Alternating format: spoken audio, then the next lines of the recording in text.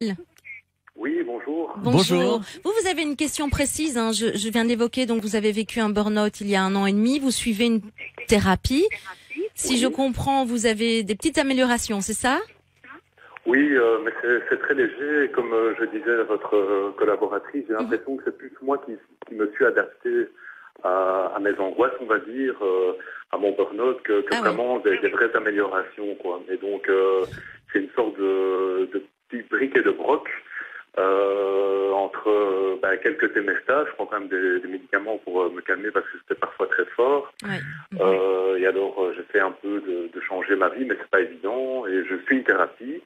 On fait notamment un petit peu d'hypnose. Donc, et je me dis à partir de quel moment on peut considérer que voilà, on a fait un peu le tour de la question, il est temps de passer à autre chose. C'est ça la vraie question. Oui, tout à fait. Oui. Alors, disons, bon, ici on est à l'antenne, donc je connais pas bien le cas, etc.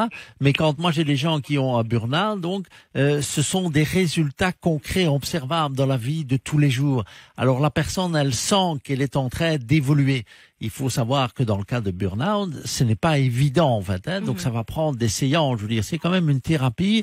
C'est pas la même chose que d'arrêter l'alcool, par exemple, il y a ou la différents cigarette. degrés quand même dans, oui, dans les symptômes. l'alcool, bon, ça, même des alcooliques. Hein, moi, j'ai eu un type qui avait fait 6 mois de prison. Maintenant, il est complètement libre, etc. Donc, mais le burn-out et le surpoids, c'est 2 symptômes, on va dire ça comme ça.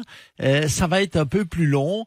Et donc, c'est à partir du moment où la personne est capable vraiment de se reprendre en main, qu'elle sent, donc elle n'a plus d'angoisse, qu'elle n'a plus le stress, qu'elle est vraiment, elle se sent bien dans sa peau et qu'elle refait une activité. Et généralement, les gens qui ont fait du burn-out ne savent pas reprendre. Enfin, c'est pas toujours le cas, mais je veux dire, c'est assez compliqué pour eux de revenir dans l'environnement dans lequel ils étaient. Souvent, ils changent de travail ou parce que ils commencent à comprendre en fait pourquoi là derrière ils ont développé ce burn-out. Oui, parce que c'est peut-être lié, justement, évidemment, et donc il vaut mieux sortir de cette sphère.